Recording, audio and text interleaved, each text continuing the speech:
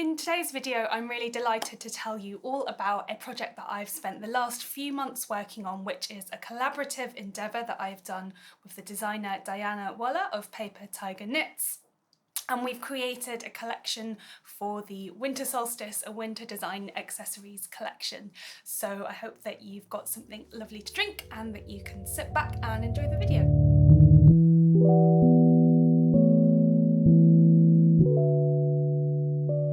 Hello and welcome to the Crimson Stitchery, a video channel about making all things beautiful and useful. My name is Anushka. You can find me elsewhere online as Asawa Telling, which is my username on Instagram and Ravelry, where we also have a Ravelry group for this channel. And all relevant links for things that I'll mention and people that I'll mention can be found in the description box here below on YouTube. So thanks so much for tuning into my channel today. We're currently in mid-December and I had the best of intentions when it came to Vlogmas in that I was planning on releasing weekday videos with a mixture of vlogs and kind of helpful videos and tutorials and kind of talk throughs. But as usual, you know, life gets the better of one despite all best of intentions. And actually one of the things that I had been really busy with is this design collection that I'm going to be telling you all about today, and that's now gone out into the world. You might have seen it already. I did feature it on another video that I created where we had a discussion and maybe a bit of a debate about the politics of making handmade gifts here on YouTube, so there'll be a link available for that. And I also did mention it on my Instagram feed as well as in my monthly newsletter.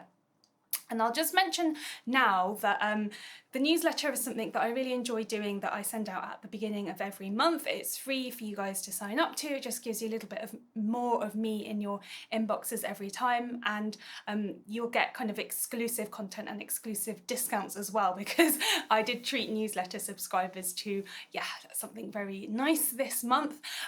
So do make sure that you're signed up to that if you haven't done so already. So anyway, that's all of that introduction out of the way. And today in this video, I'm going to be sharing our collection, which is basically in this cardboard box that I've been toting around the flat for months.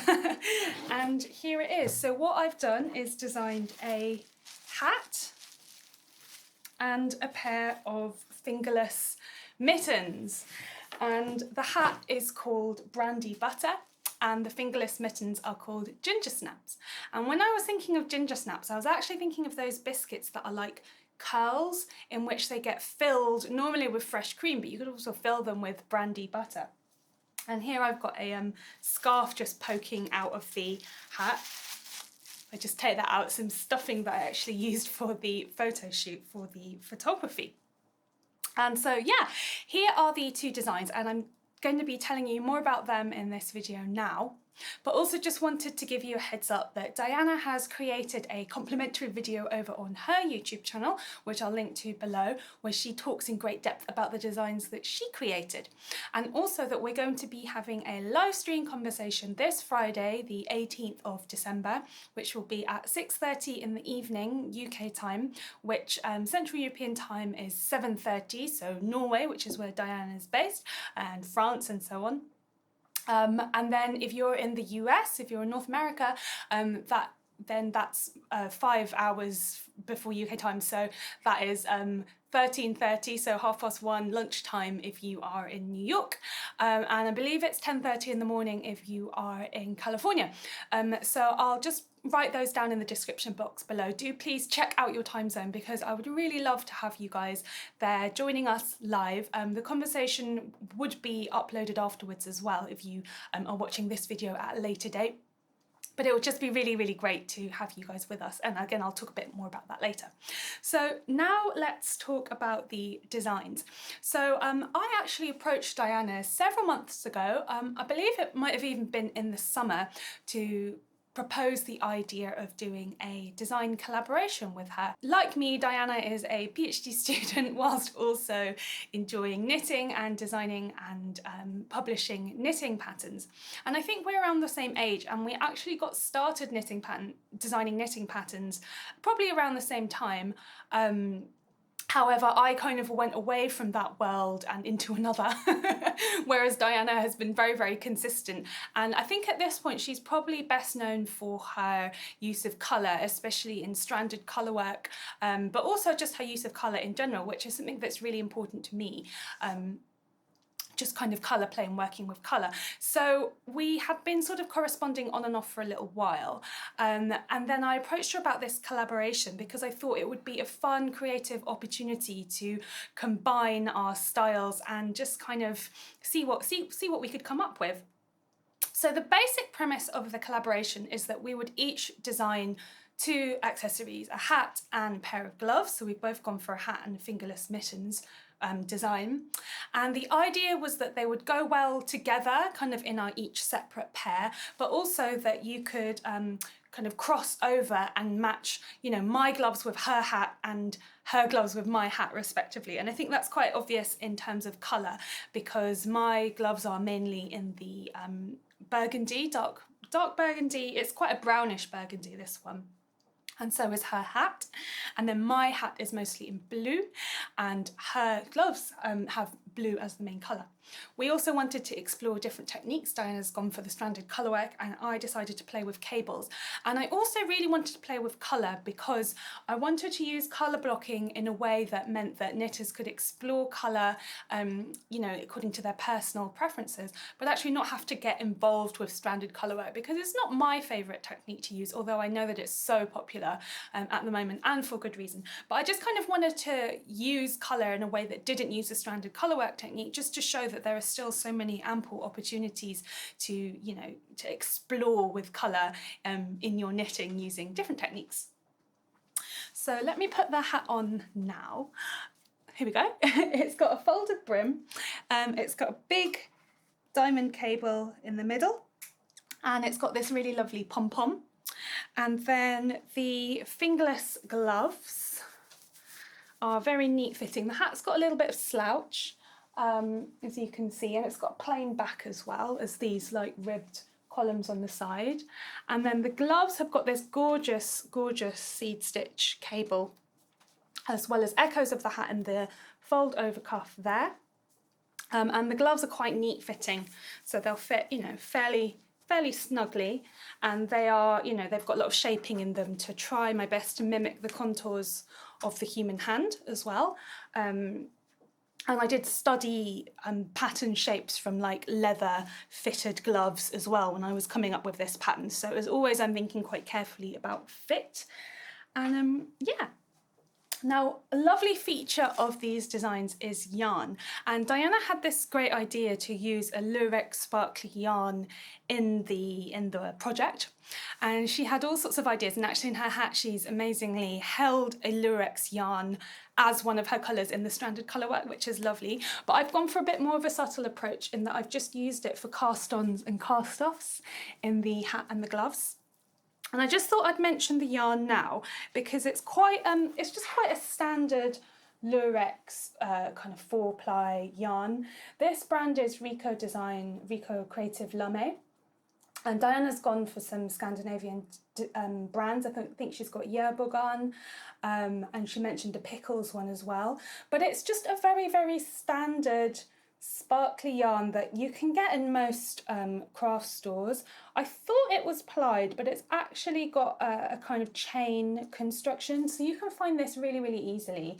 I'm confident. I managed to just order this online in gold. You know, it's the kind of thing that just turns up at Christmas, and I thought it was a really gorgeous way of utilising this because it's so fun. I think you might be able to often find this like in the kind of crochet section as well of like hobby crafts, because it's so fine. You know, I've definitely seen it sort of laid next to all the really thin crochet cottons.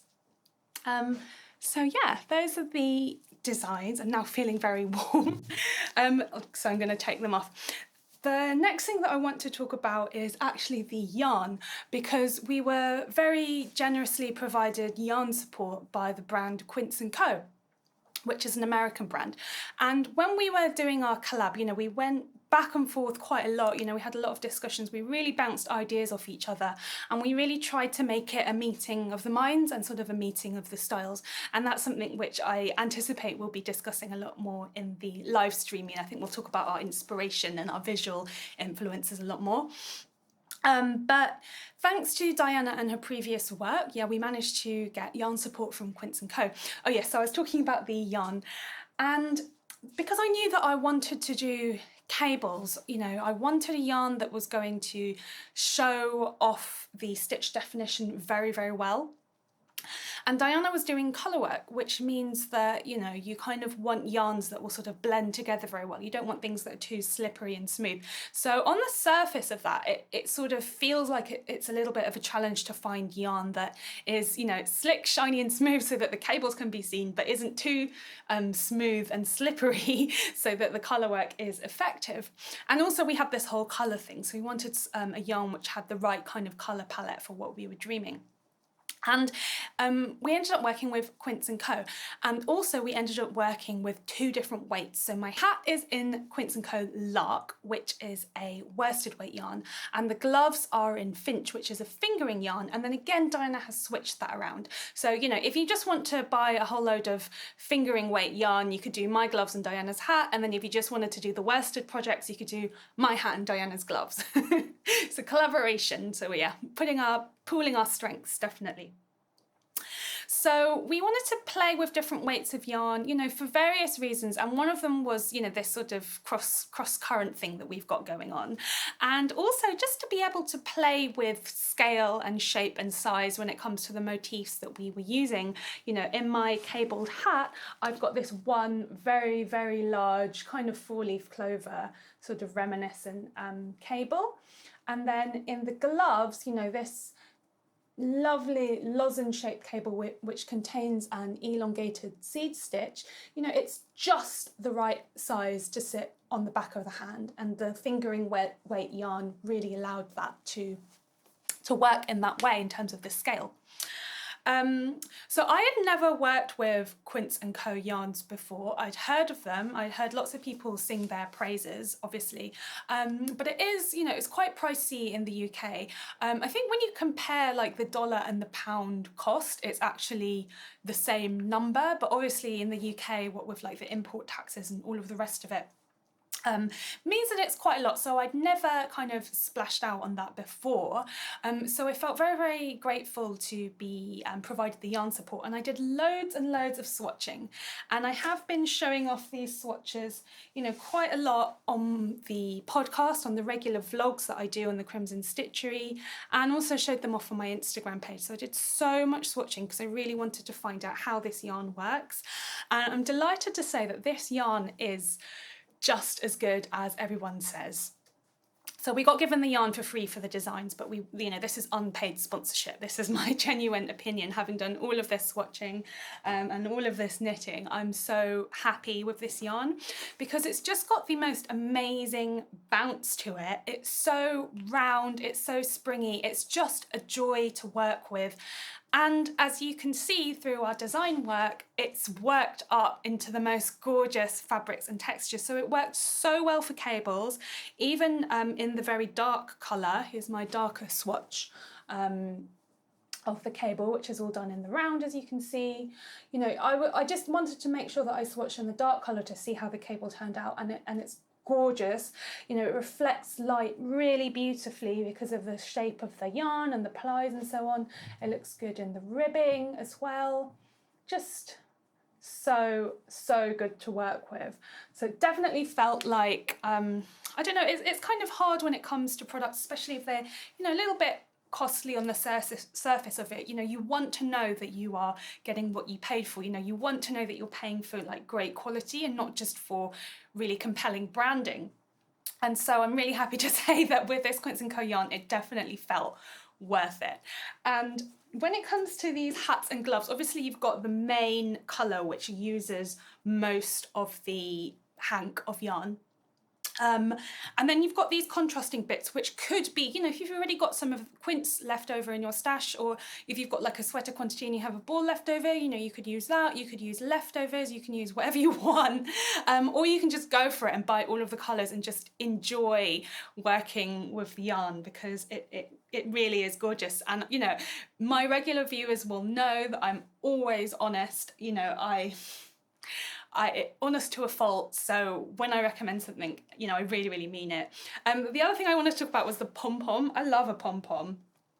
In her video, Dianna talked about how Diana's pom-pom is removable, but mine is not. I love a pom. And I was initially a bit concerned about using the Quince Co Lark kind of just for a pom-pom, because I was, you know, again, I was like, oh, this is such a luxurious yarn. Can't believe I'm just going to be chopping it all up into this pom. But actually, it's so fluffy that it's created the most velvety texture, and also it's all opened up, you know, with a sort of air between all of the different plies, and it really reminds me of the type of pom-pom that you'd get on a 1970s pom-pom hat, you know, really dense, really hard, but if you can see, it's springy, it's soft, it just filled out so beautifully, so it's totally worth it. The patterns also are multi-size. Mine both come in 3 sizes, and I knit the medium, the middle size for myself. And, you know, obviously I've got the measurements and such in the pattern, but a lot of that depends on how exactly you like things to fit. So last thing I just want to talk about is the colours of the yarn. So we've got 3 colours plus the lurex yarn. So the same lurex yarn is used throughout. You can just get 1 ball of that. That will be totally fine. And me and Dianna talked so much about the colours. You know, we really went into depth. And again, hopefully we'll discuss this more on our live stream. So we've gone for 3 colours of the quince, and the quince yarns have the same colour palette across the different weights. So the brownish burgundy is called Barolo, which is Italian wine, really yummy and yeah, quite fine Italian wine. I haven't drunk it. It's always really expensive. It's always one of the expensive wines at the end of the wine list in restaurants, so I can't comment on how the colour of the Barolo yarn compares to Barolo wine.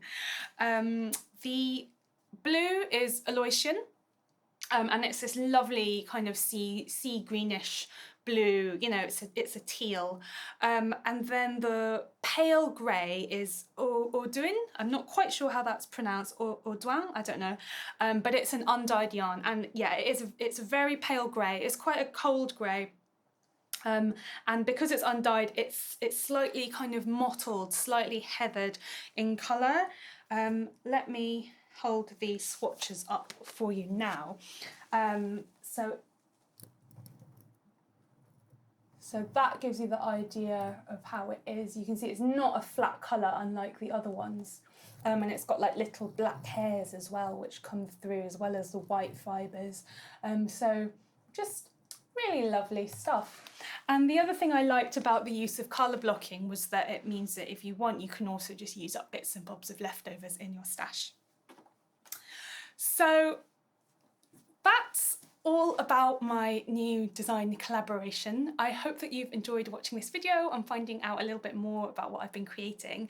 It has been a really, really wonderful experience to be working with someone else on this. And obviously you know, I'm not a publisher myself, so we sort of came together and then we've come apart again to actually sell, you know, write and sell the PDF knitting patterns. So mine are available from my online storefronts, and Diana's 2 patterns are available from hers.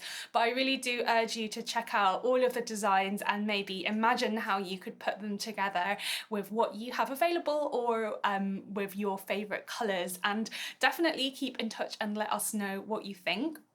Don't forget about the live stream on Friday, and drop me a comment down below and let me know if you're going to be coming, because that would be really, really lovely to have you there. So, you know, date for your diary.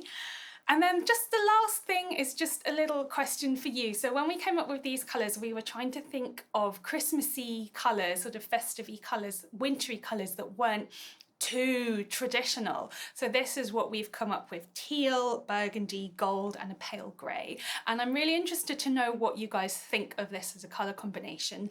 or what actually are your favourite festive wintry colour combinations right now. Mine change pretty much every year, but at the moment this is what I'm absolutely loving, and it kind of fits well with the setup that I have in my corner at the Crimson Stitchery as well. So let me know what your current colours and festive favourite colours are.